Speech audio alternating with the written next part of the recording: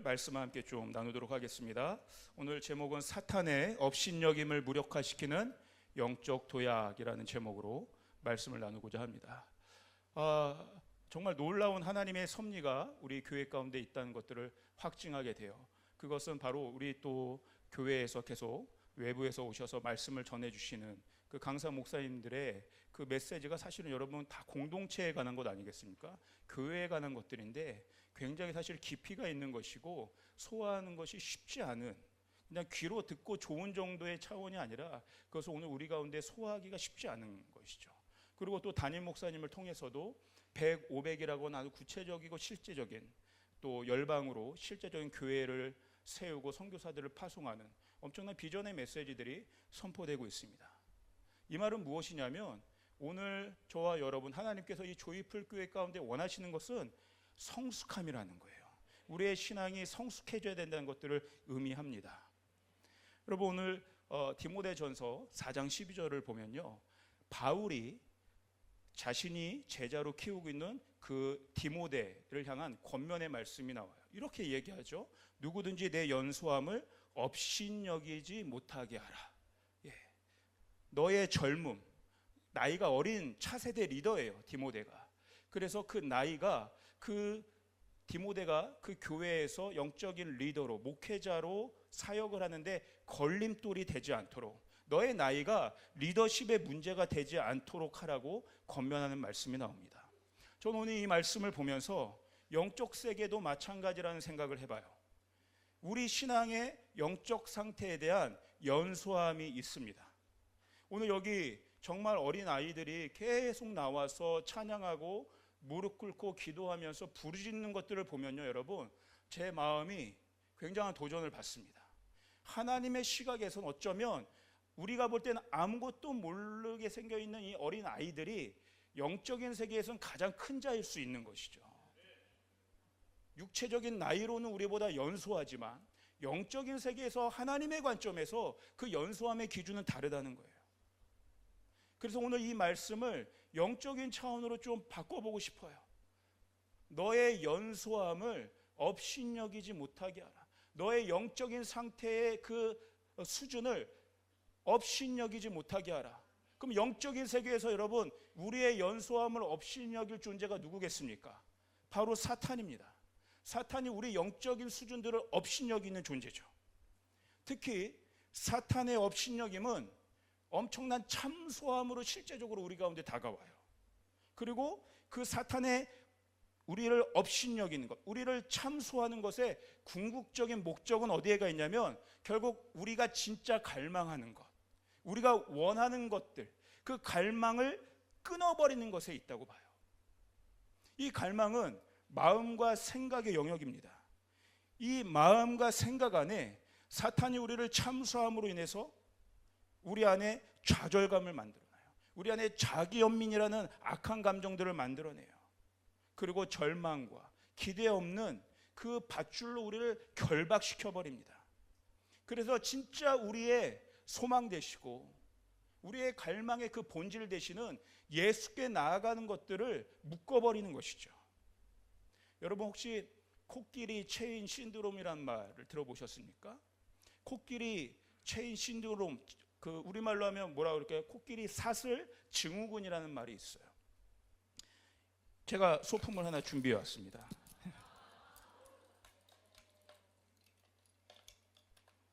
이 코끼리를 처음에 이 말뚝을 박아놓고 그 발에 상당히 무거운 체인을 이렇게 묶어놓으면 처음에 코끼리가 이것을 벗어나려고 당깁니다, 발을. 그런데 그 큰 코끼리도 이것이 안 될 때가 있죠. 계속 시도를 하지만 이 강력한 쇠사슬이 코끼리의 발목을 붙잡고 있는 거예요. 그래서 어느 순간 코끼리는 더 이상 이 움직이고자 하는 시도들을 포기해버립니다. 더 이상 움직이려고 하지 않죠. 그래서 이 쇠사슬만큼의 바운더리 안에서만 움직이게 됩니다. 더 이상 그 바깥 영역으로 나아갈 시도를 하지 못하게 되는 거예요. 이런 코끼리의 상태에서 이제 똑같은 조건에서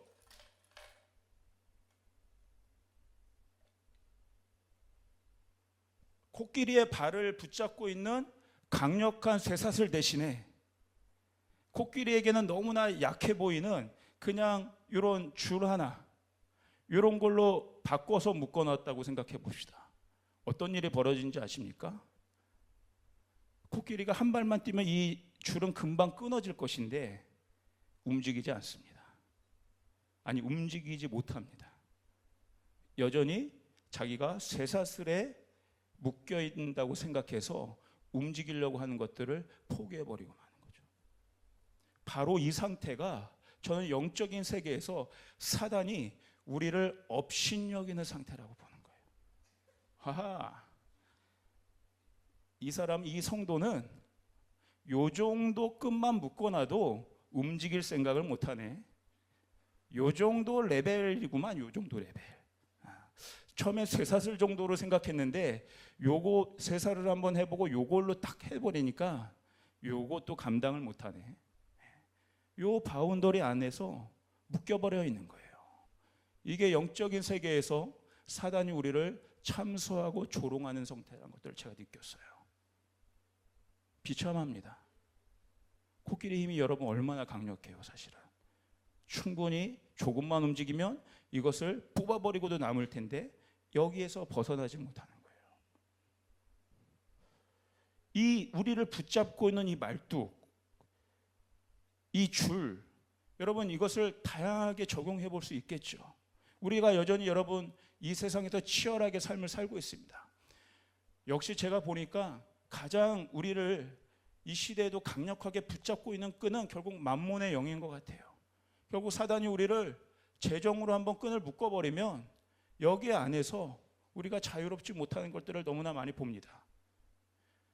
어떤 현상까지 보냐면 이 코끼리가, 우리가 코끼리처럼 이 안에서 벗어나지를 못하는 상태가 되면서 우리를 결박시키고 묶고 있는 오히려 이 말뚝을 보는 거예요. 이 말뚝이 좋네. 이 재질이 뭐네. 이 재질이 무슨 나무로 깎여졌네. 이 나를 묶고 있는 이 줄이 지금 어떤 색깔이야? 어떤 재질이야? 오히려 나를 묶고 있는 이 말뚝과 줄에 집착하더라 이거예요. 여기에 가치를 두더라 이거예요. 너는 어떤 말뚝에 묶여 있어? 와, 금으로 칠해져 있어? 끝내준다. 너의 인생은 성공스럽구나. 나는 뭐야? 나무야. 아무것도 아닌 것 같아. 여전히 묶여있는 나 자신을 바라보지 못하고 이 안에서 아둥바둥하면서 오히려 여기에 집착하라는 거예요. 아까 제가 얘기했던 감정의 영역들 어떻습니까? 자기 연민들, 원망함, 분노, 위축됨, 열등감, 그 말뚝에 여기가 묶여 있어요. 결국 뭐예요? 나라는 존재, 하나님을 바라보지 못하고 나라는 존재에 천착되어 있어서 여기에 끌려다니는 인생이 되고 만다는 거예요. 여러분 동의하십니까? 이게 우리 사단이 우리를 업신여기는 상태라는 거예요. 여러분 벼룩에 대한 실험도 있더라고요. 벼룩이요, 크기가 2mm 정도밖에 안 되는 크기인데 자기 키의 100배 이상을 점프하는 도약력이 있다고 합니다. 그런데 이 벼룩을 한 30cm 정도 되는 관에다가 딱 가둬놓으면 그 천장에다 이제 부딪힐 거 아닙니까? 점프할 때마다 수백 배를 더 점프할 수 있는데 그 천장에만 닿으니까 이 뚜껑을 이제 벗어 던져도 어느 정도만 점프하는 거예요?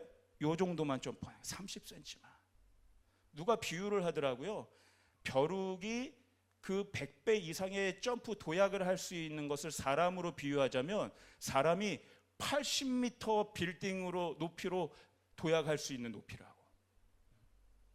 그러니까 저와 여러분은 80m 아니 그 이상의 도약을 할 수 있는 존재들인데 요 정도로 끝나요. 요 정도로. 거기서 멈추는 거죠. 한번 내가 천장에 막혀 있으면 그거를 벗겨내도 거기에밖에 뛰지 못하는 상태. 여러분 성경에서는 이 이스라엘이라는 코끼리를 묶은 상징적인 이야기가 나옵니다. 그게 우리가 잘 아는 골리앗의 이야기죠. 우리 한번 골리앗이라는 존재가 어떻게 이스라엘이라는 코끼리를 묶었는지 한번 보도록 하겠습니다. 사무엘상 17장 10절에서 11절을 같이 한번 읽어볼까요? 시작. 그 블레셋 사람이 또 이르되 내가 오늘 이스라엘의 군대를 모욕하였으니 사람을 보내어 나와 더불어 싸우게 하라 한지라. 사울과 온 이스라엘이 블레셋 사람의 이 말을 듣고 놀라 크게 두려워하니라. 아멘. 골리앗은 육체적으로도 압도적인 체격을 자랑했지만 제가 보니까 골리앗이요, 눈에 보이지 않는 영적인 원리를 너무나 정확하게 이해하고 있는 전략가라는 생각이 들었어요. 영적이고 굉장히 심리전의 대가인 거죠. 그러니까 골리앗이 한 일은 처음에 무조건 칼 들고 나와서 막 싸운 게 아니에요. 그가 한 일은 뭐예요? 여기 사무엘상 17장 16절도 한번 보겠어요. 골리앗이 어떻게 전략을 펼쳤는지 한번 읽겠습니다. 시작.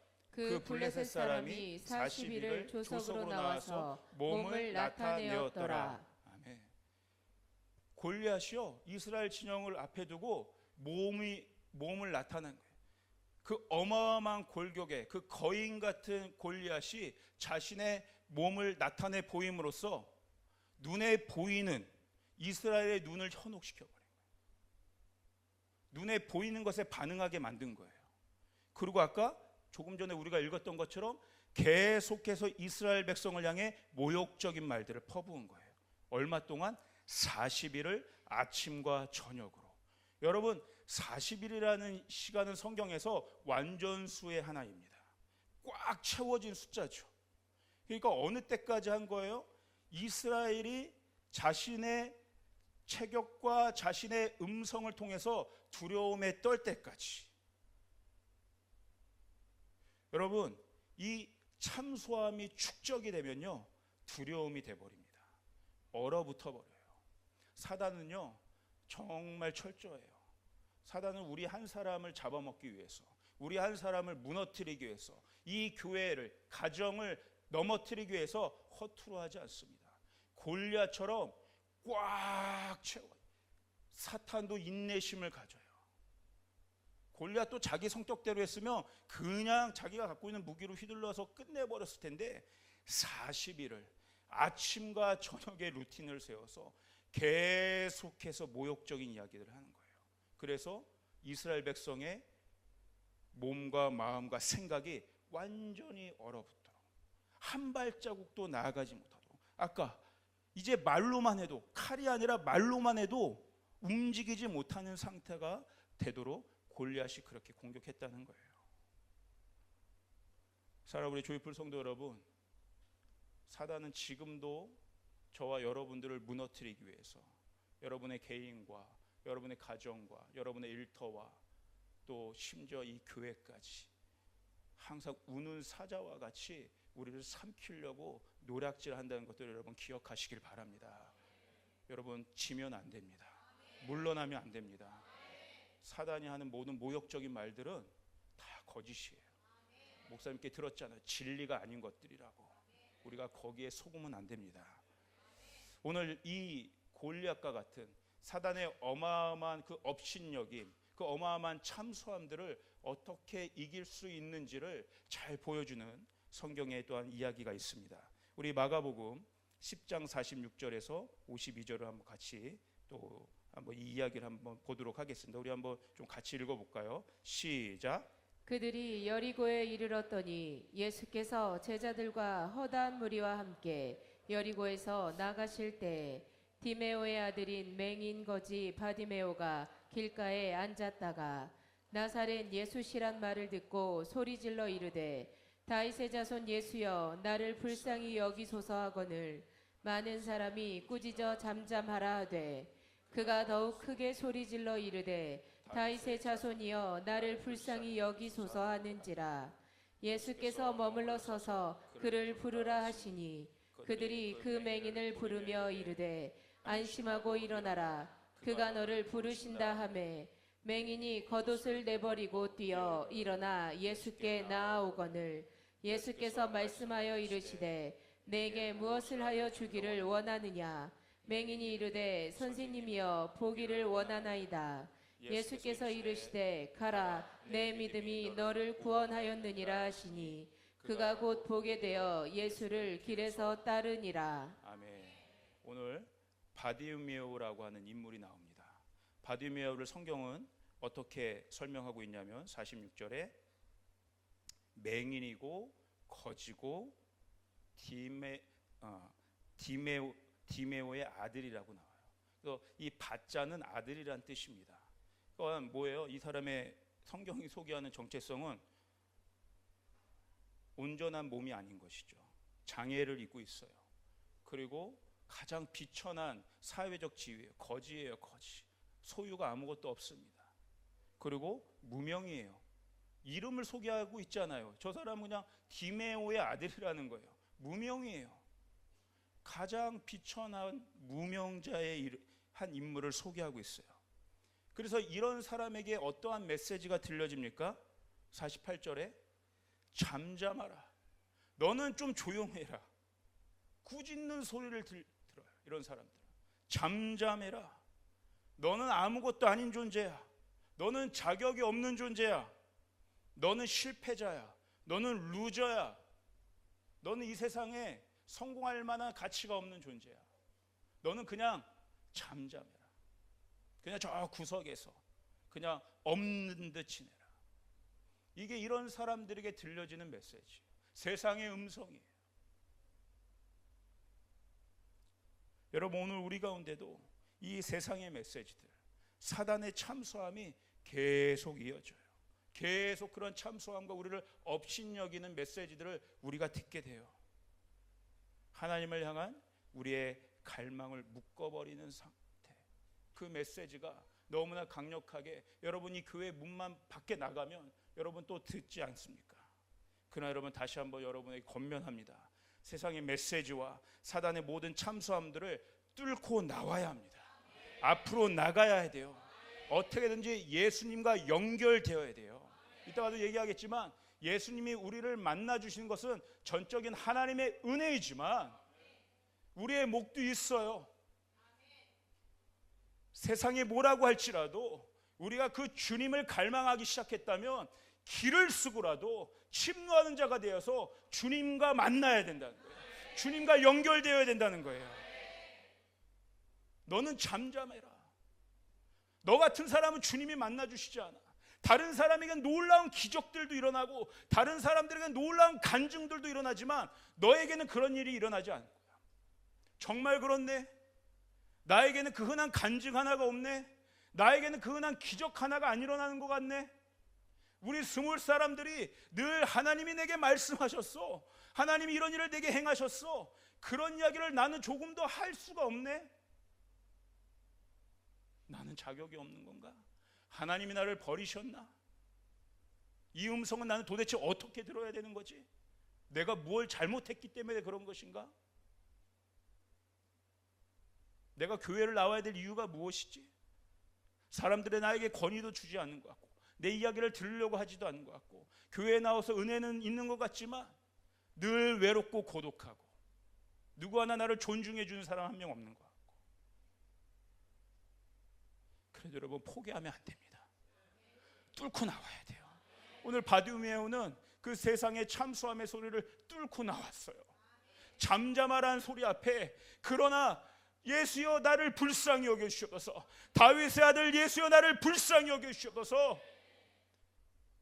세상이 나를 그 관으로 30cm 되는 높이로 닫아놓고 있어도, 나를 이 쇠사슬로 묶고 있어도 바디메오는 거기에 굴하지 않았어요. 몇 번 시도하고 이게 움직이지 않네. 이 쇠사슬 나는 끊어버릴 수 없네. 내 인생이 그렇지 그냥 그 말뚝이나 만지면서 살고 있는 것이 아니라 내 인생이 이렇게 될 수는 없지. 나에게도 소망이 있지. 저 예수님 만나면 내 인생 변화될 수 있지. 뚫고 나와야 되는 거예요. 여러분, 이것이 바로 우리 안에 올해부터 계속해서 선포되고 있는 갈망의 메시지입니다.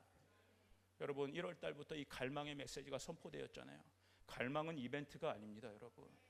갈망은 이벤트가 아니에요. 여러분, 1월 달 한 달 동안 갈망을 외치고 끝났다면 여러분, 그것은 뭔가 다시 한번 점검해 봐야 될 이야기예요. 계속해서 이 갈망은 올 한 해 이어져야 될 주님께서 우리에게 주신 귀한 메시지예요. 여러분, 갈망을 포기하지 마시길 바랍니다. 끝까지 뚫릴 때까지, 주님과 내가 하나가 될 때까지, 새로운 영안이 떠질 때까지, 영적인 유업들이 내게 흘러가는 것들을 경험할 때까지 여러분, 이 갈망하는 마음들을 포기하지 마시길 바랍니다.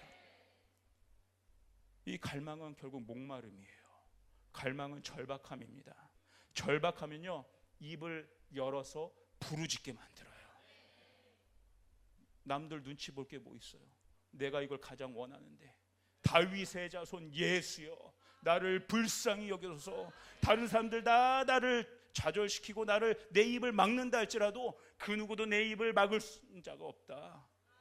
나는 하늘을 향해 외치는 것이다. 여러분, 이 갈망은요, 내 입을 실제적으로 벌리게 만들고 내 몸을 움직이게 만들어요. 이것이 오늘 목사님을 통해서 던져지는 원스텝의 의미 아니겠습니까?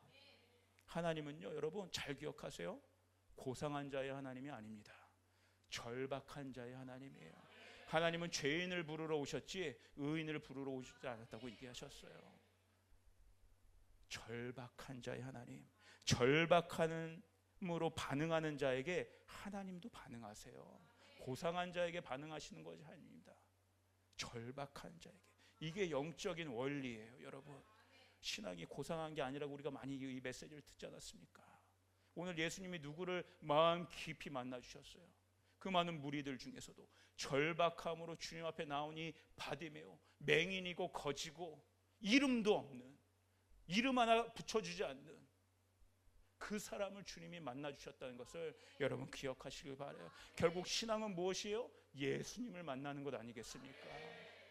또 믿지 않는 자들이 예수님을 만나게 해줘야 되는 것들이 우리의 사명 아니겠습니까?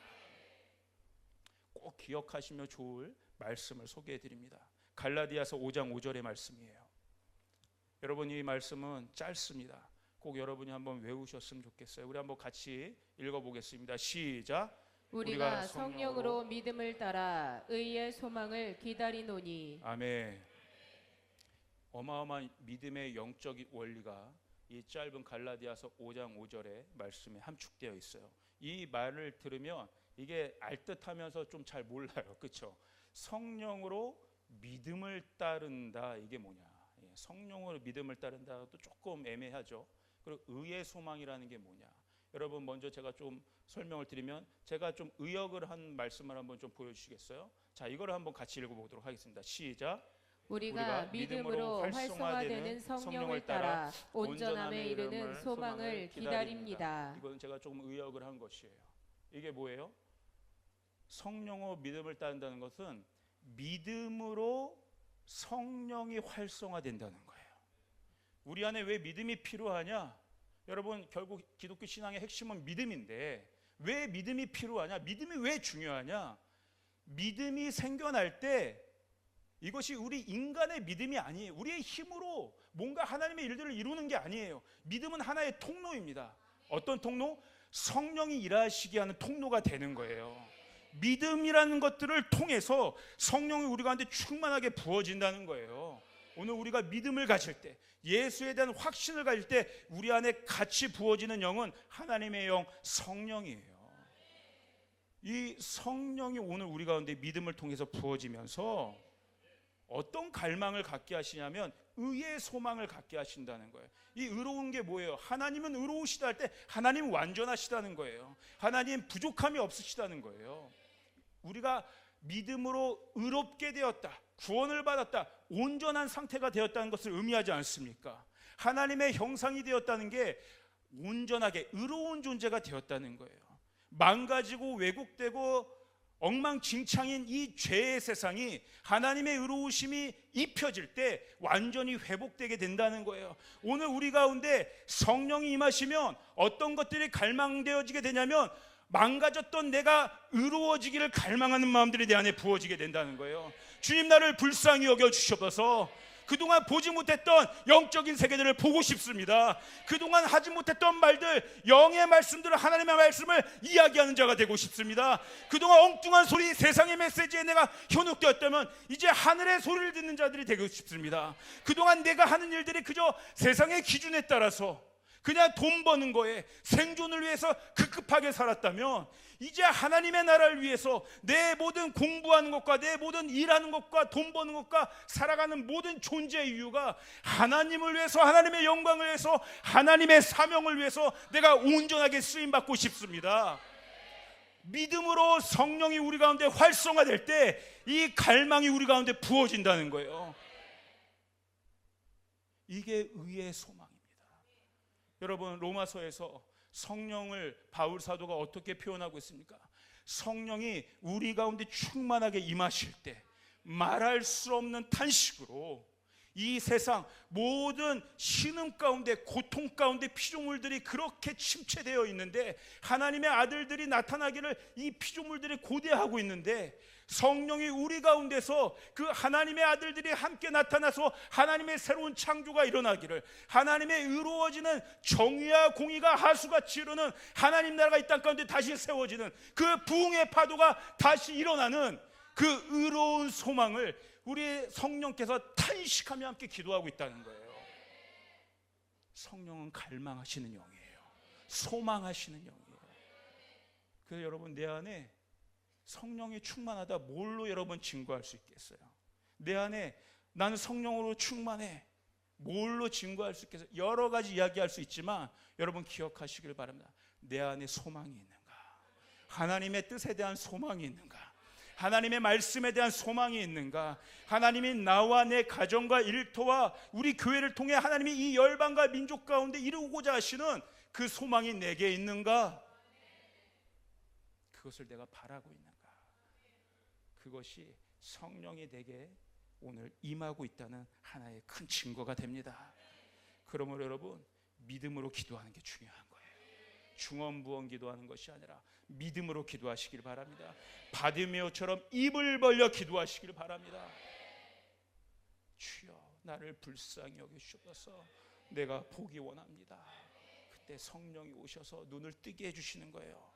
믿음으로 여러분 중보 기도하시길 바라고요. 믿음으로 일하시길 바랍니다. 믿음으로 저도 사역해야 됩니다. 왜? 이 믿음이 성령으로 움직이기 때문에 그랬어요.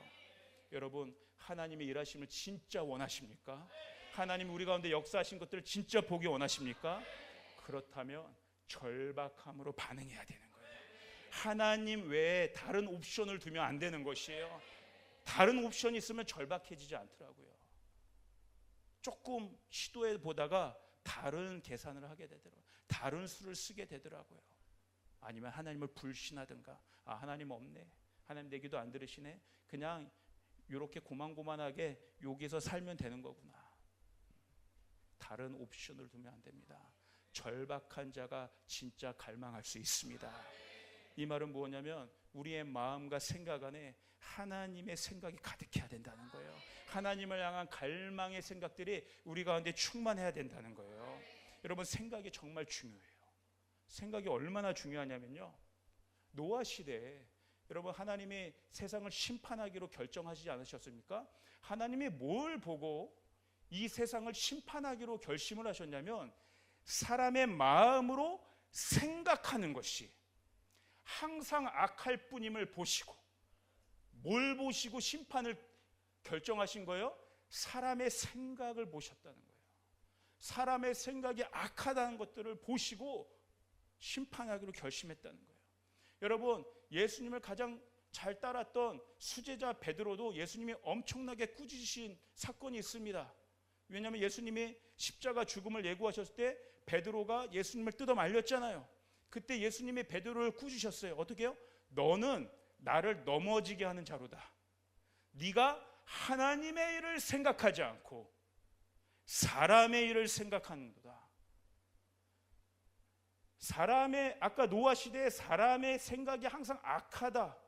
또 베드로에게 주님이 너는 나를 넘어지게, 뭐가 넘어지게 하는 거예요? 그 생각이 주님을 넘어뜨린다는 거예요. 그게 단지 윤리적인 이야기를 하는 것이 아닙니다. 그냥 나쁜 짓을 사람들이 악하고 때리고 뭐 이런 게, 그거는 눈에 보여지는 이제 결과일 뿐인 것이고, 하나님이 심판을 결심하게 된 사람의 악한 생각, 예수님의 베드로를 꾸짖으셨던 나를 넘어지게 하는, 주님의 뜻을 걸려 넘어지게 하는 그 악한 생각은 바로 뭐예요? 하나님 밖에 벗어난 생각들이라는 거예요. 내가 억울하고 답답하고 아무도 나를 인정해 주지 않는 것 같고, 마치 이 소경 바디메오 같은 상황, 누가 보면 인간적으로 굉장히 불쌍한 생각이지만, 그러나 그가 주님을 찾지 않는 상태에 있다면 그도 하나님의 기준에서는 하나님 밖에 벗어나 있는 상태이기 때문에 악한 상태라는 거예요. 구원받을 수 없는 상태라는 거예요. 그 생각, 세상의 생각, 세상의 기준에 맞추어진 생각, 나의 감정으로부터 나오는 생각들, 그것이 주님을 넘어뜨린다는 거예요. 겉으로는 굉장히 선한 것 같고 착한 것 같고 아무 문제가 없는 것 같고 연약한 것 같고 또 때로는 주님을 위한 것 같다 할지라도 주님의 기준에서 보면 그것은 하나님 밖에 벗어난 구원받을 수 없는 생각이라는 것이죠. 근데 아이러니하게도 이 베드로의 생각이 주님을 걸려 넘어지게 했는데, 반대로 여러분, 베드로가 회개할 수 있었던 이유가 있었어요. 베드로가 예수님이 그렇게 잡혀가시는 거 보고 닭이 3번 울잖아요. 닭이 울었을 때 어떻게 성경은 이야기하고 있어요? 닭 울기 전에 네가 나를 3번 부인할 것이다 라는 주님의 말씀이 생각나서 그가 심히 통곡하고 울었다라고 증거하고 있어요. 내 감정으로 베드로가 회개한 것이 아닙니다. 어떤 논리 정연한 나의 로지컬한 생각, 이성적이고 합리적인 생각 때문에 회개가 일어난 것이 아니고요, 그때 베드로에게 닭이 울었을 때 주님이 나에게 말씀하셨던 주님의 생각, 주님의 말씀이 베드로에게 떠올라진 거예요. 그 말씀이 베드로로 하여금 회개하는 마음을 허락해 주신 거예요. 그래서 여러분 잘 기억하시길 바랍니다. 예수님이 우리에게 주신 최고의 축복 중에 하나는, 저를 한번 따라해 볼까요? 생각의 축복. 생각의 축복. 여러분 어떤 복을 받기 원하십니까? 오늘 이 시간 생각의 축복을 구하는 여러분 되시기를 주님으로 축복합니다. 생각의 축복이 중요하다. 우리 요한복음 14장 26절을 한번 읽어보겠습니다. 요한복음 14장 26절 시작. 보혜사 곧 아버지께서 내 이름으로 보내실 성령, 그가 너희에게 모든 것을 가르치고 내가 너희에게 말한 모든 것을 생각나게 하리라. 아멘. 예수님이 승천 이후에 어떤 일을 계획하고 계셨어요? 예수님 대신 사역하실 보혜사 성령님을 보내주기를 약속하셨는데, 이 성령께서 하신 일들이 뭐예요? 주님의 말씀들을 생각나게 하신다는 거예요. 성령이 우리 가운데 충만할 때 어떤 일들이 일어나요? 성령의 생각이 오늘 우리 가운데 충만해진다는 거예요. 그 말이 뭐예요? 예수님의 생명력 있는 말씀들이 내 안에서 살아 역사하게 만든다는 거예요. 사단의 업신여김, 사단의 참소함을 뚫을 수 있는 하나님의 말씀의 능력, 생각의 축복이 오늘 이 밤 여러분에게 부어지길 주님으로 축복합니다. 아멘. 이것이 오늘 우리가 말씀을 많이 읽는 시즌 가운데 있는 이유라고 저는 생각해요. 이 말씀을 우리 가운데 생각나게 하시기 위해서, 생각의 축복을 우리에게 주시기 위해서 오늘 우리가 믿음으로 말씀을 읽어 내려갈 때 때론 그 뜻을 알지 못하지만 성령이 우리 가운데 충만히 임하시면, 성령이 우리 가운데 우리가 읽었던, 우리가 들었던 주님의 말씀을 생각나게 하시고 선포하게 하시고 사단의 참소함을 뚫을 수 있는 용기와 힘을 주신다는 거예요. 여러분 말씀을 읽으시길 바랍니다. 여러분 이 절박한 갈망 속에서도 하나님 그러면 반응하세요. 이 바디메오 이야기를 조금 더 이야기해보고 싶어요. 바디메오가 사람들이 잠잠하라고 꾸짖는 그 꾸짖음 속에서도 끝까지 포기하지 않고 그렇게 외쳐서 주님을 찾았을 때 먼저 들려왔던 음성은 샬롬의 메시지예요. 안심하고 일어서라. 안심하고 일어서라. 한번 여러분 옆 사람에게 좀 선포하시길 바랍니다. 샬롬의 축복을 주십니다. 샬롬의 축복. 샬롬의 축복은 뭐냐면 여러분 우리가 하나님께 어떤 것들을 구할 때 하나님은요 먼저 상황과 환경의 변화를 주시는 것이 아니에요. 늘 언제나 하나님의 축복은 내 안에서 먼저 일어납니다. 내 마음을 먼저 만지시기 원해요. 상황과 환경은 여전히 어렵다 할지라도 하나님의 축복은 언제나 내면에서부터 흘러나오는 것들을 여러분 믿으시길 바랍니다. 내 마음을 다스려 주시고 생각을 통치해 주세요. 그래서 여러분, 샬롬은 정적인 상태가 아니에요. 왜? 상황과 환경은 여전히 전쟁터 같잖아요. 여전히 어렵잖아요. 여전히 어둡고 절망적이잖아요. 그러니까 물론 하나님이 태초에 천지를 창조했을 때 보시기에 심히 좋았더라, 그리고 안식하게 하셨을 때는 그때는 악이 없었습니다. 죄가 없었어요. 완전한 하나님의 샬롬, 어떠한 불안함과 어떠한 전쟁도 없는 상태였어요. 그런데 오늘 우리가 살아가는 이 시대는 여전히 치열하고 여전히 어둡고 여전히 절망적이고 화평이 겉으로는 없어요. 여전히 어마어마한 전투들이 일어나고 있어요. 이 속에서 우리에게 주시는 하나님의 샬롬은 뭐냐면, 전투가 여전히 치열한데, 그래서 나는 하루하루 살아가기가 너무나 힘든데 하나님께서 샬롬의 깃발을 보여주시는 거예요. 하나님의 평강의 약속을 주시는 거예요. 그러면 내가 그 깃발을 보면서, 그 승리의 깃발, 하나님이 온전케 해주신 그 평강의 깃발을 바라보면서, 오늘 나는 여전히 치열한 하루하루의 전투적인 삶을 살고 있지만 그 깃발을 보면서, 아, 하나님이 승리하시지, 하나님이 최종적으로 우리를 이기게 하시지, 하나님이 최종적으로 하나님의 목적대로 나를 이끌어 주시지, 넘어졌다 할지라도 다시 일어날 수 있는 힘을 주시는 거야. 그 승리의 깃발을 보면서 내 마음가운데 다시 한번 전쟁에서 싸워 이길 힘을 얻고 마음의 평강 속에서 한 발 한 발 나아갈 수 있는 힘을 주시는 게 샬롬의 축복입니다, 여러분. 그래서 샬롬은요, 가장 동적인 상태예요. 아멘. 오늘 주님이 바디메오에게 바로 이 샬롬의 축복을 주셨어요. 여전히 그를 잠잠케 하고 꾸짖는 환경 속에서 하나님, 안심하라, 일어나라, 이 샬롬의 축복을 주시면서 주님 어떻게 하시냐면 그를 부르셨어요. 내게로 오라, 내게로 오라. 여러분, 역사에 다시 한번 또 선포하시기를 바랍니다. 샬롬은 부르심입니다. 네. 그래서 여러분, 가장 큰 샬롬의 메시지는 뭐냐면 임마누엘입니다. 하나님 나와 함께 하신다는 거죠. 이스라엘 백성에게도 그 임마누엘의 메시지가 언제 선포되었어요? 광야에서. 내가 너와 함께 하겠다. 너희는 나의 백성이다. 나는 너희의 하나님이다. 내가 불기둥 구름기둥으로 너희와 함께 하겠다. 이 임마누엘, 내가 너와 함께한 이 임마누엘이 최고의 샬롬의 메시지입니다. 여러분, 그런데 이 절대적인 평강의 메시지, 이 절대적인 존재적인 메시지, 하나님 나의 하나님, 나는 하나님의 자녀, 이 엄청난 존재적인 메시지, 이 샬롬의 임마누엘이 선포될 때 여러분 기억하셔야 될 것은, 하나님이 이 메시지를 주실 땐 단지 우리를 위로하기 위해서 주시는 게 아니에요. 하나님 늘 그 이상으로 우리를, 이상의 차원으로 우리를 바라보세요. 그냥 위로해 주시고 쭈쭈해 주시는 것이 아니라 늘 언제나 이 임마누엘의 메시지에는 부르심이 함께 따라가는 거예요. 이스라엘 백성에게 그 광야에서 내가 너희와 함께 하겠다는 그 축복의 말씀을 주시면서 늘 언제나 어떻게 해요? 너희는 제사장 나라다. 너희가 갈 곳은 가나안 땅이다. 저 약속의 땅이다. 저곳에 들어가 치열한 전투를 벌여야 돼. 그러나 반드시 하나님 나라가 그 땅 가운데 세워질 거야. 그곳에 성전이 세워질 거야. 내가 임재할 나의 처소가 만들어질 거야. 너희를 통해, 너희 백성을 통해 모든 열방이, 모든 민족이 나의 영광을 보게 될 거야. 너희는 나의 택하신 제사장 나라라는 걸 잊지 마라. 이것이 너희의 부르심이다. 여러분, 하나님의 위로가 여기 가운데 오늘 필요한 분들이 계세요. 쓰러져서 한 발자국도 움직일 수 없는 분들이 여기 있을지 몰라요. 오늘 그런 분들에게 여러분 임마누엘의 축복이 임하기를 축복합니다. 그러나 여러분 기억하시기 바라요. 여러분 정말 침노한 자가 되기 원하신다면, 하나님의 축복을 받기 원하신다면 임마누엘의 복으로 여러분 그치시기 마시기 바랍니다.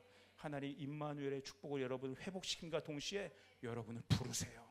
하나님의 일꾼으로 부르세요. 하나님의 사명자로 부르세요. 하나님 나라를 완성하는 얼마나 귀한 동역자로 여러분을 부르고 계신지 모르겠습니다.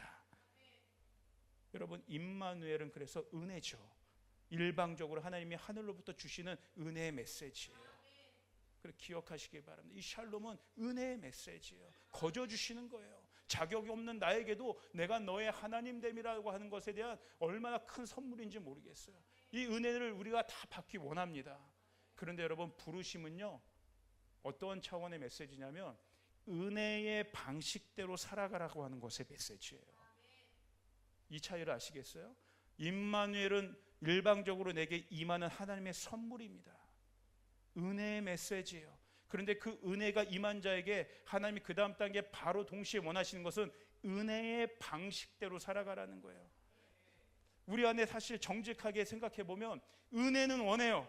하나님이 거저 우리에게 뭔가를 우리가 원하는 것들을 주시기 원해요. 그런데 그 은혜라는 단어에 우리는 너무나 막 기분 좋아지고 뭔가 다 이루어지는 것 같고 막 회복되는 것 같지만, 은혜의 방식으로 살아가라고 한다면 문제가 좀 달라집니다. 은혜의 방식은 뭐예요? 내 생각을 버리라는 얘기예요. 내 방식을 버리라는 거예요. 내 뜻을 포기하라는 거예요. 내 자아를 죽이라는 거예요. 하나님의 방식대로 따라오라는 거예요. 하나님의 방법대로, 하나님이 인도하시는 길대로 그렇게 정확하게 따라오라는 거예요. 때로는 여전히 보이지 않고 여전히 방황하는 것 같다 할지라도 의심하지 말라는 거예요. 때로는 은혜의 방식대로 살아가는 것이 얼마나 힘든지 모릅니다. 그러나 여러분, 포기하지 마시길 바랍니다. 은혜의 방식대로 살아갈 때 하나님의 약속이, 더 큰 하나님의 은혜의 축복들이 이루어진 것들을 여러분 믿으시길 바랍니다. 아멘. 아멘. 제가 이번에 조 목사님과 체코 여정을 다녀오면서, 제가 역시 목사님은 직항으로 한 번에 오셨고요. 저는 그 중간에 이스탄불에 한번 들렸어요. 꽤 오래 기다렸습니다. 아주 덕분에 여러분 이스탄불을 혼자 미친 듯이 돌아다녔습니다. 그 시내를. 근데 갈 때도 조금 시간이 경유가 있어서 이렇게 들려서 조금 몇 개 스팟 바로 찍고 이렇게 이제 급하게 왔는데, 이제 돌아올 때 저 혼자 오게 돼가지고 꽤 시간이 오래 걸렸거든요. 그래서 처음에 갈 때 잠깐 들렸을 때 너무 인상이 좋았어요. 막 그 아침에 같이 트램도 사람들 출근하는 열차 타고 막 부대끼면서 막 그 땀 냄새도 맡아보면서, 근데 아저씨들이 우락부락해서 근데 물어보면 다 또 친대래요. 너무나 막 잘 설명해주고 뭐 묵뚝뚝에 저기로 가 뭐 이렇게 하고 하는데 너무 좋더라고요. 이스탄불에 게 너무 좋았어요.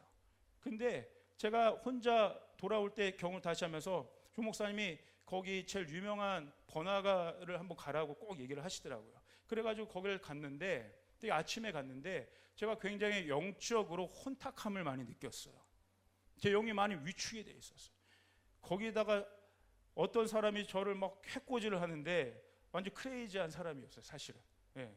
그러니까 순간 너무 당황스러워서 제가 이 이스탄불 사람들이 싫어지기 시작한 거예요, 순간.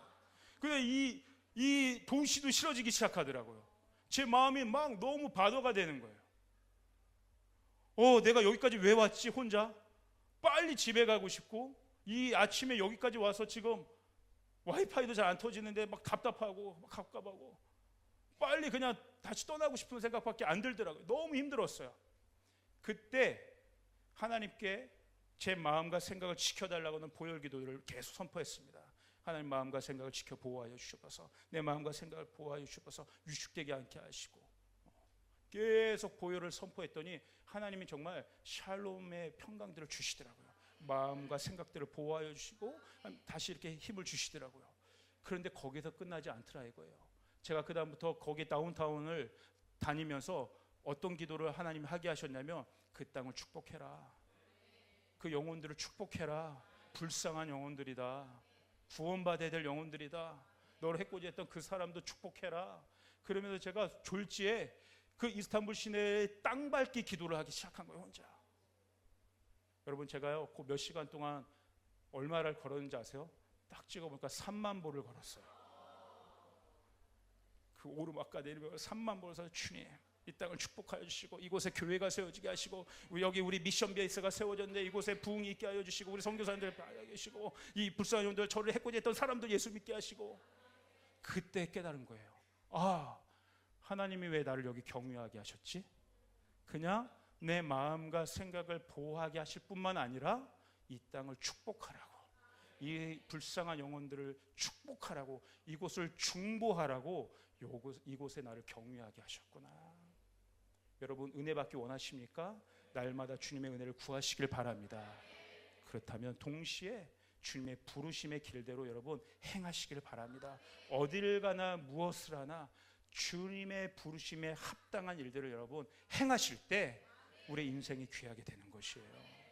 여러분 맹인은 이 부르심에 반응했어요. 그래서 겉옷을 벗어버리고 주님을 따르는 제자가 되었다고 성경은 증거하고 있어요. 겉옷을 벗어 던졌다는 게 뭐예요? 겉옷은요 그 당시의 사람들에게 있어서 이 모든 자신의 정체성을 이야기하는 거예요. 자기 자신을 의미하는 거예요. 그 겉옷을 다 벗어 던졌다는 것은 옛 자아를 완전히 십자가에 못 박았다는 것이죠. 그를 묶고 있었던 모든 끈들을 완전히 십자가의 불로 소멸시켰다는 것이에요. 여러분 오늘 이 밤 여러분을 묶고 있는 모든 끈들, 여러분을 얽매이게 하고 있는 어떤 여러분 그 얽매임들이 있습니까? 여러분 맹인 바디메오가 그 겉옷을 벗어 던진 것처럼 여러분 벗어 던지시길 바랍니다. 여러분을 묶고 있는 모든 업신여김과 사단의 참소함과 얽매임의 끈들이 예수의 보혈로 끊어짐을 선포하시길 바랍니다. 아멘. 아멘. 여러분 이 사단의 업신여김과 참소함을 이기셔야 돼요.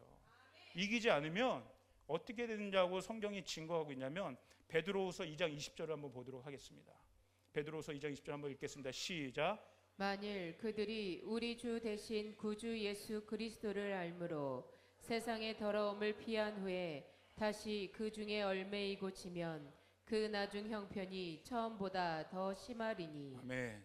처음에 이 교회 안에 주님을 믿는 성도들이 있었던 거예요. 그래서 세상으로부터 피해서 주님을 믿는 자들이 됐어요. 더러움을 피한 후에. 근데 어떤 일들이 또 벌어진다는 거예요? 다시 얽매일 수 있는 일들이 생긴다는 거예요. 다시 사단의 참소함, 사단의 업신여김, 사단이 쳐놓는 울무에 걸리게 된다는 거예요. 다시 그 중에 얽매이고 그 사단의 그 공격들에게 지기 시작하면 그 나중의 형편이 이전만 못하다라고 하는 거예요. 이 베드로 사도는 오늘 그 성도들에게 이것을 경고하고 있는 거예요. 너희는 다시 옛날로 돌아가지 말아라. 다시 사단은 계속해서 우는 사자와 같이 어떻게 하면 믿는 성도도 집어삼키려고 하는데 그 얽매임 가운데 다시 빠져들지 말아라. 여러분 사단의 업신여김과 참소함을 뚫고 나오시기를 바랍니다. 오늘 이 메시지를 준비하면서 제가 최근에 또 목사님과 함께 따라가는 그런 여정들, 또 저에게 있었던 일들, 이런 것들이 한번 싹 이렇게 정리되는 시간들이 있더라고요. 최근에 주셨던 마음들을 좀 정리하면서 오늘 말씀을 마무리하고자 합니다. 목사님과 그 체코의 프라하라는 곳을 갔어요. 이 프라하 여러분 정말 좋습니다. 네, 꿈과 환상의 나라, 무슨 에버랜드가 끝없이 펼쳐진 것 같은 마치 그런 그런 거죠. 예. 그런데 처음에 너무 좋았어요. 이곳에 한 달 살게 할 수는 없을까? 이제 이런 생각으로 제가 이렇게 여기 있으면 영성이 절로 깊어질 것 같고 그럴 것 같고 날마다 그 야누스의 동상을 보는 것이 저의 뭔가 이렇게 거기서 뭔가 계시가 임하는 것 같고 하는데, 그러면서 사진 하나 보여주시겠어요? 여기가 이게 성문 중에 하나인데 이런 게 이제 곳곳에 있어요. 여기는 이제 제가 아침마다 혼자 이렇게 산책하면서 이렇게 통과했던 그런 문이었어요. 그리고 이제 오늘 또 그 광장에서 이렇게 아침에 산책하고 또 좀 마음 구하고 이제 돌아가는, 그래서 저 성문으로 다시 나가는 길에 어떤 마음을 하나님 주셨냐면 이곳이 너무 좋은데 너무나 옛 것들이 잘 보존되어 있는 거예요. 아름답게 보존되어 있는 거예요.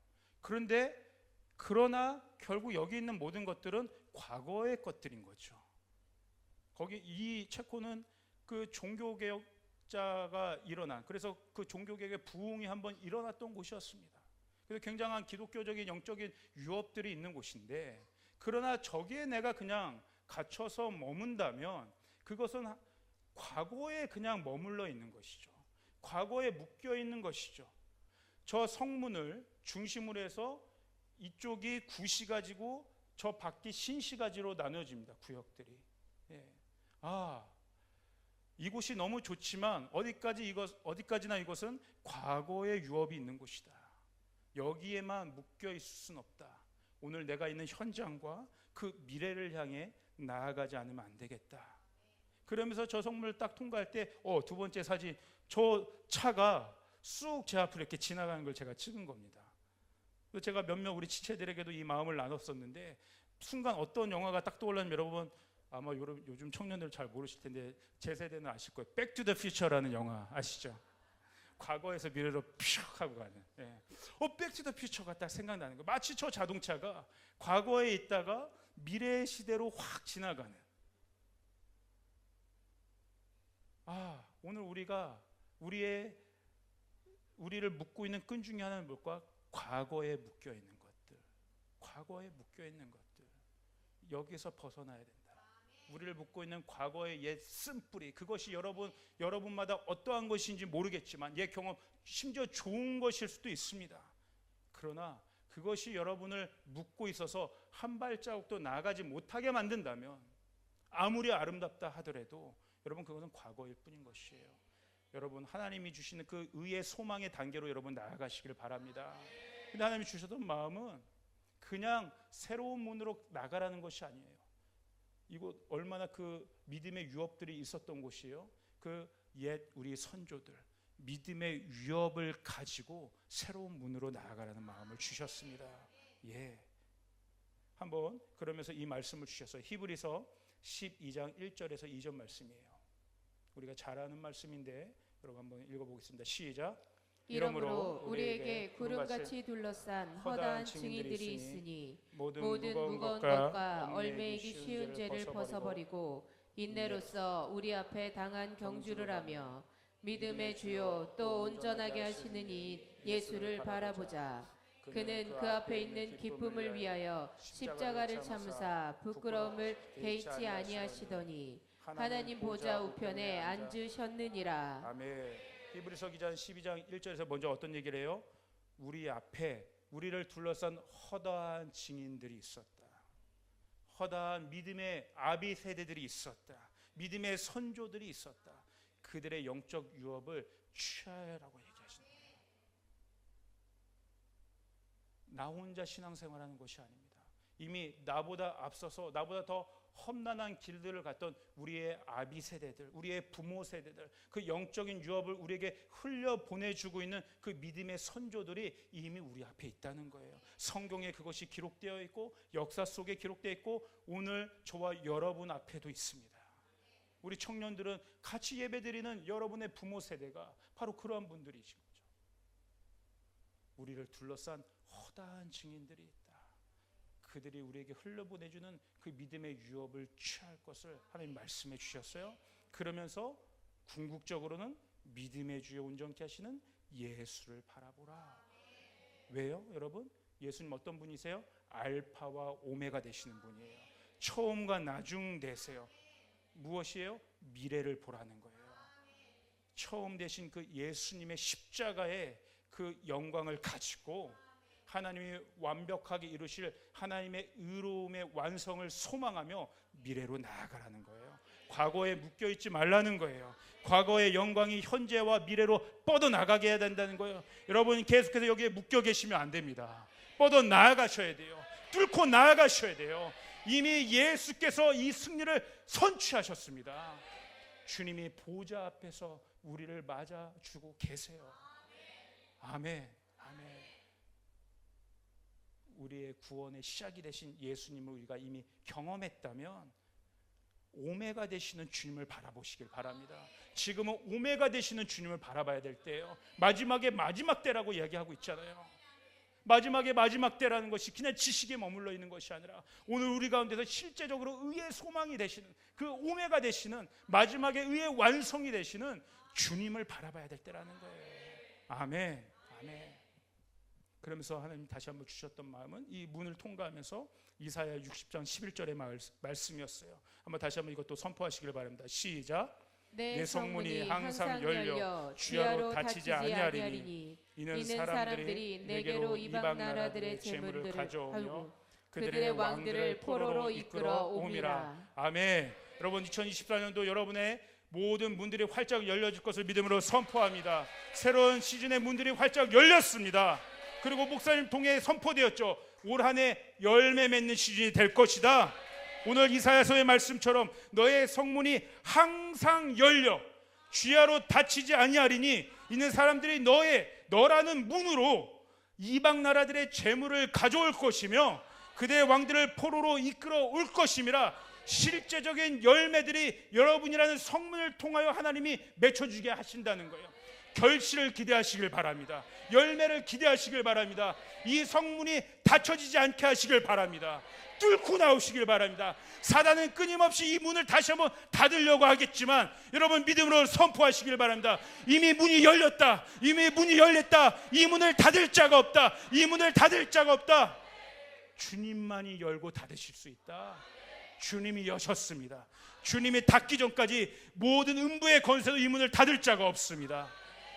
여러분이 문이 되신 거예요.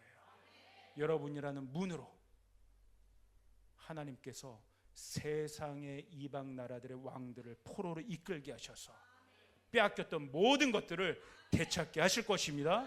여러분은 그러므로 갈망하셔야 돼요.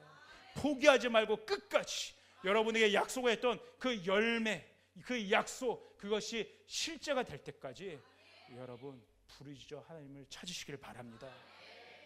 두 번째는요, 또 제가 하나 그림을 보여줄게요. 거기 아주 명물이 하나 있습니다. 그 광장에 천문시계라는 게 있어요. 보이세요? 이게 놀랍습니다. 이게요, 천문시계 세상에 3개밖에 없는 건데 현존하는 지금도 정확하게 오차 없이 작동하는 유일한 천문시계인데, 보면 저 위에 뭐 이게 설명하면 길지만 간단하게 설명하면 저 위에 큰 동그란 원은 천체를 보여요. 천체. 근데 너무 어려워서 그때 일반 백성들은 볼 수가 없었고, 어쨌든 이 천체는 하늘과 해의 움직임들, 이것들, 별들의 움직임들, 천체가 어떻게 돌아가는지에 대한 시계예요. 그래서 저거는 1년 단위로 바늘이 움직이는 거야. 1년에 한 바퀴가 도는 거예요. 저게 하늘의 움직임을 보여주는 시계입니다. 간단하게 얘기하면 저 밑에 있는 시계는 뭐냐면, 저기 그림들을 보면 뭐와 연결되냐면 농사 짓는 것들과 연결되어 있는 거예요. 저거는 달, 월 기준으로 움직이게 하는 거예요. 그래서 어느 시즌에는 파종을 하고, 어느 시즌에는 뭐 씨를 심고, 어느 시즌에는 뭐 밭을 갈고 추수하고, 그 농사 짓는 어떤 그림들을 시즌으로 보여주는 게 밑에예요. 제가 저 시계를 주면서 하나님이 주셨던 감동은 뭐냐면, 쉽게 말하면 위에는 하늘이죠. 밑에는 우리가 발을 딛고 있는 땅입니다. 저 하늘의 시계와 땅의 시계가, 그 톱니바퀴가 정교하게 맞물려 돌아가야 되는 때가 되었다. 하나님의 카이로스의 시계와 오늘 인간의 세상의 시간을 살고 있는 이 크로노스의 시계가 정확하게 정교하게 이 톱니가 맞아떨어져 나아가야 되는 시즌으로 우리가 들어왔구나 하는 것들을 제가 강하게 느꼈어요. 정교하게 맞물려 돌아가야 돼요. 여러분, 하늘의 말씀과 하늘의 뜻과 하늘의 시간과 우리의 인생의 시간들이 정교하게 마저 돌아가야 돼요. 아버지와 자녀라는 톱니바퀴가 정교하게 맞아서 돌아가야 돼요.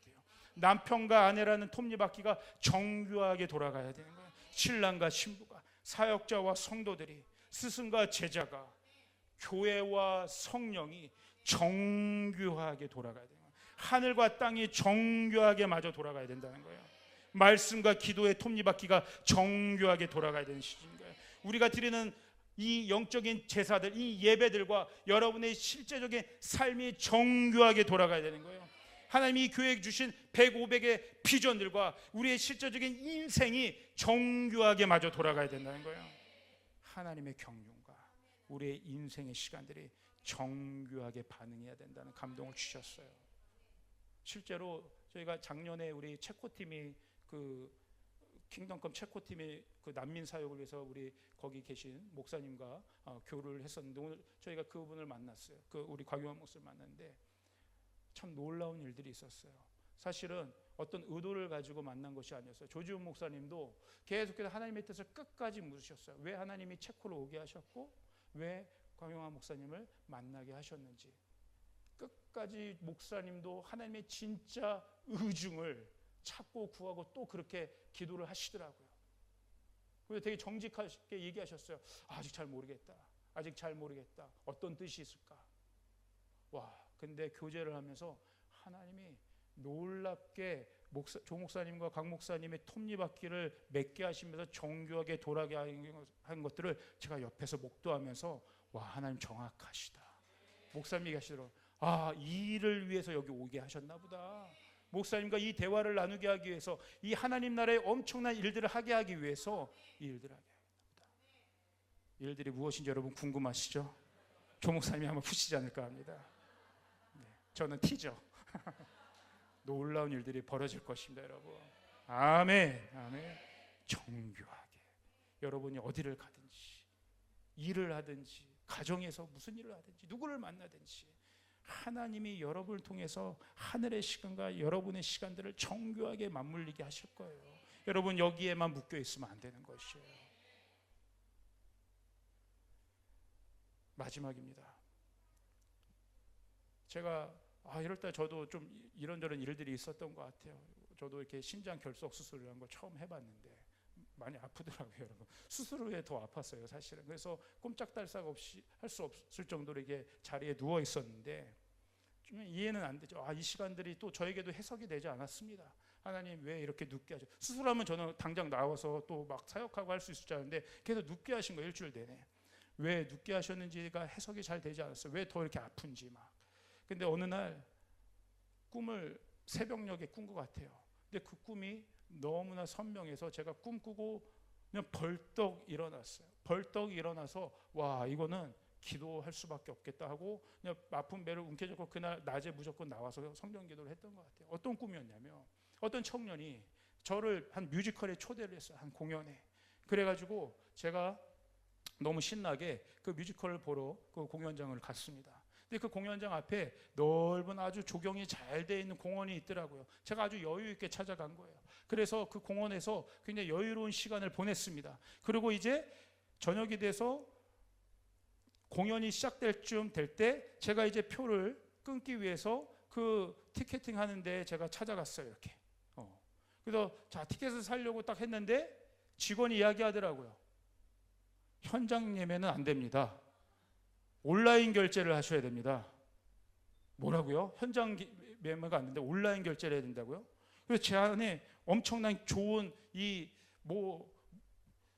맥북, 무슨 아이패드, 아이폰 최신 기기들이 제 앞에 다 있었어요. 그래가지고 그것을 이제 로그인 해가지고 이제 막 입력해가지고 그거를 온라인 예매를 하려는데 와, 예매가 안 되는 거예요. 자꾸 끊기고 연결이 안 되고 다시 뭔가 인증해야 되고 아무리 해도 또 안 되는 거예요. 막 그 답답함 속에 또 직원이 막 답답해가지고 제 걸 해주는데 이 직원도 해결을 못 해주는 거예요. 그런 사이에 시간은 계속해서 다가오고 있고 저에게 계속 알라밍을 해주는 거예요. 이 공연이 딱 시작이 되면 문이 닫힙니다. 그러면 들어갈 수가 없습니다. 그런데 아니나 다를까 정말 공연이 시작되고 문이 닫히고 저는 결국에 들어가지 못하게 되었어요. 너무 허탈했고 너무 허망했어요. 너무 안타까웠어요. 왜? 일찍 왔는데. 그리고 딱 보니까 제 수중에 돈 뭉치가 이만큼 쌓여 있는 거예요. 그리고 또 옆에는 이런 최신식의 온갖 좋은 디바이스 기기들이 막 있는 거예요. 이게 뭐지? 돈이 나에게 이렇게 많고 최신 기종들이 이렇게 많은데 내가 저 공연을 보러 들어갈 수 없었어? 그러고 나서 확 깬 거예요. 하나님이 첫 번째 주셨던 마음은 이것이 천국과 지옥에 대한 메시지라는 마음을 주셨어요. 정확하게 하나님의 때가 있다. 내가 향유할 수 있는 나의 소유가 이 세상의 소유가 아무리 돈이 많고 최신식의 기종들이 있다 할지라도 이 문 닫히면 아무 쓸모없다. 하나님과 연결되지 않는 재정들, 하나님과 연결되지 않는 기술들, 하나님과 연결되지 않는 하늘과 천국과 연결되지 않는 이 세상의 모든 것들은 문이 닫히면 끝나버린다. 쓸 수가 없다. 쓰고 싶어도. 여러분 그런 것입니다.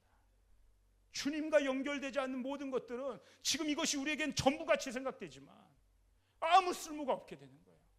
돈 자체가 쓸모없다는 것이 아니에요. 이 돈이 하나님과 연결되지 않으면 이 돈은 쓸모없다는 것이에요. 두 번째, 제가 여유 있게 찾아갔다고 했잖아요. 너무 마지막 때에 대한 긴박성이 없다는 것들을 깨달게 해주셨어요. 알아요. 공연이 있는 것도. 몇 시인지도 알아요. 긴박성이 없어요. 준비가 안 돼 있는 거예요. 현장 예매인지 온라인 예매인지도 몰라요. 어떻게 준비하고 있는 준비되어 있지 않은 사람들이 너무 많다. 마지막 때 준비되어야 된다. 영적인 게으름에 대해서 경고하셨어요. 여러분, 여러분이 갖고 있는 모든 소유들 하나님과 연결시키는 믿음의 성도들에게 주며 축복합니다. 그리고 여러분, 이 마지막 때 긴박한 하나님의 때를 인식하고 그 기름을, 그 등불의 기름을 준비했던 슬기로웠던 처녀들처럼 여러분 마지막 때를 준비하시길 바랍니다. 이것이 조이풀 교회 저와 여러분에게 원하시는 주님의 뜻인 줄 믿습니다. 그래서 해석이 된 거예요. 아, 쓸모없는 모든 제 안에 있었던 돌들을 하나님이 제거해 주신 게 그런 의미가 아니었나. 제 개인의 그냥 감동입니다. 그럼 한번 예배팀 올라와 주시기 바랍니다. 여러분, 아까 제가 골리앗 이야기를 했는데 성경은 이 골리앗을 싸움을 도두는 자라고 표현하고 있습니다. 싸움을 도두는 자라는 의미는 전쟁을 대표하는 자라는 의미예요. 그냥 깐족깐족 된다는 게 아니에요. 그가 블레셋의 대표로 나왔다는 거예요. 그래서 이 당시에 싸움을 도두는 자들이 1대1로 맞서 싸우는 것이 전쟁의 룰입니다. 그래서 1대1로 맞서 싸워서 승리하면 그 나라 민족 전체가 승리하게 되는 것이고 패배하면 전체가 패배하는 것이죠. 그러니까 다윗이 골리앗 앞에 1대1로 맞섰다는 것은 여러분, 다윗 역시도 싸움을 도두는 자로 그 앞에 섰다는 것을 의미합니다. 그래서 다윗과 골리앗의 싸움은 대표로서의 싸움이에요. 두 사람의 승패가 공동체 전체의 승패를 좌우합니다. 여러분, 오늘 여기 있는 저와 여러분들도 마찬가지예요. 결국 우리가 큰 비전들을 이야기하지만 때로는 여전히 우리 개인의 문제가 너무나 심할 때가 있어요. 그 문제가 우리를 압박하고 우리를 묶고 있어서 한 발자국도 나아가지 못하게 할 때가 많이 있어요. 그렇죠. 여전히 내 재정의 문제, 관계의 문제, 내 감정의 문제, 내 진로의 문제, 내 가족의 문제들, 온갖 내 개인과 연결되어 있는 모든 문제들이 사실 가장 큰 문제입니다. 그러나 이 문제가 반드시 해결돼야 될 줄 믿습니다. 이 문제가 반드시 해결돼야 돼요. 중요하지 않다는 게 아니에요. 여러분, 이것을 붙잡고 여러분의 개인의 문제들을 붙잡고 씨름하시길 바랍니다. 바디메오도 그가 눈을 보지 못하게 되었던 건 개인의 문제예요. 그 개인의 문제를 가지고 주님 앞에 절박함으로 뚫고 나아간 거예요. 그런데 중요한 것은 무엇이냐면 이것을 인식해야 되는 거예요. 내 개인의 문제는 어떤 차원이냐면 내 개인의 문제는 하나의 세상을 보는 렌즈인 거예요. 무슨 말인지 아세요, 여러분?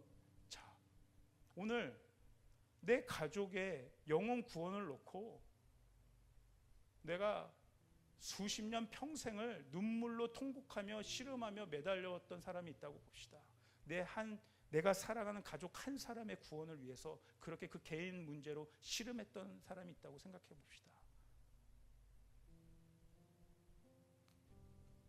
동시에 그 의미는 무엇이냐면 내가 구원하기 원하는 내 사랑하는 가족이라고 하는 그 렌즈를 통해서 하나님은 내 가족과 마찬가지로 하나님이 필요한, 구원이 필요한 이 세상의 수많은 영혼들을 보기 원하시는 거예요. 오늘 내 가족이 질병 가운데 혹은 본인 자신이 질병 가운데 신음하고 있다고 생각해 보세요. 반드시 이것이 고침 받기를 여러분 기도하셔야 됩니다. 그런데 이 질병은 하나의 렌즈일 수 있는 거죠. 이 질병을 통해서 하나님 뭘 보기 원하시냐면 나와 같은 사람들이 이 세상에 너무 많구나. 질병의 고통 가운데 있는 사람들이 너무나 많구나. 신음하고 있는 사람들이 너무 많구나. 내가 그들을 위해서도 기도해야겠구나. 그렇게 연결되기를 원하시는 것이죠. 오늘 내가 재정의 문제로 끙끙 앓고 있다고 생각해 보십시오. 때로는 이것이 나만 겪고 있는 그 엄청난 고통의 시간들이라고 생각할 수 있지만, 이 재정의 문제, 오늘 나를 붙잡고 있는 끈이지만 이걸 통하여 하나님 보기 원하시게 하는 거예요. 오늘 이걸 통해서 이 재정 문제 때문에, 먹고 사는 문제 때문에 걸려 넘어진 자들이 너무나 많구나. 이것이 오늘 이 시대를 붙잡고 있는 만몬의 영이구나. 내 문제만 해결되는 게 중요한 게 아니라 이 렌즈를 통해서 세상을 보기 원하시는 거예요. 여러분, 다윗이 그냥 이긴 게 아닙니다. 아까 골리앗이 40일이라는 엄청난 시간을 앞에 나와서 참소했다고 했잖아요. 다윗도 만만치 않은 사람이에요. 그가 개인이라고 하는 빈들에서 양을 치는, 그 개인의 일이죠. 가족의 일이죠. 개인 사업입니다. 그 빈들에서 엄청난 축적의 시간들을 쌓은 거예요. 내 양들을 해하려고 하는 곰과 이리와 맞서 싸운 거예요. 그거는 개인의 사업을 지키기 위한 투쟁입니다. 그런데 다윗은 그 속에서 뭘 본 거예요? 블레셋을 저는 봤다고 생각해요. 하나님의 나라 이스라엘을 해하려고 하는 그 이방의 민족들, 하나님을 대적하는 세력들, 하나님의 영광을 꺾어내려고 하는 늑대와 곰 같은 세력들을 저는 봤다고 생각해요. 오늘 그 경험이 다윗을 하고 골리앗 앞에 당당하게 위축되지 않고 설 수 있는 힘이 되게 했다고 생각해요. 아멘. 여러분, 개인의 문제와 치열하게 싸우시길 바랍니다. 부르짖어 기도하시길 바랍니다. 거기에 눌리지 말고 이기시고 나오시길 바랍니다. 뚫고 나오세요. 하나님 여러분의 질병을 치유해 주실 것입니다. 여러분의 재정의 문제를 해결해 주실 것입니다. 여러분의 모든 관계 문제들을 해결해 주실 것입니다. 그 경험을 축적하시길 바랍니다. 그리고 그 문제를 통해서 하나님이 보여주신 더 큰 문제들을 보시길 바랍니다. 하나님 반드시 여러분을 그 자리로 부르실 거예요. 골리앗이 이스라엘을 모욕하고 하나님의 이름을 모욕하는 그 모욕적인 말들을 축적시켰다면, 그래서 이스라엘을 꼼짝달싹 못하게 묶어놨다면, 여러분 오늘 우리에게도 거룩한 축적이 필요합니다. 아까 얘기했듯이 이것이 오늘 목사님을 통하여 오늘 우리에게 말씀을 많이 읽으라는 뜻이에요. 말씀을 축적해라. 거룩함을 축적해라. 기도를 축적해라. 결정적인 순간에 그 말씀이 여러분의 입술을 통해 하나님이 사용하시는 강력한 무기가 되게 하실 것입니다. 아멘. 업신여김의 꿈, 얽매임의 끔이 소멸될 것입니다. 영적인 도약이 있을지어다. 아멘. 우리 주님께 영광의 박수를 드리도록 하겠습니다.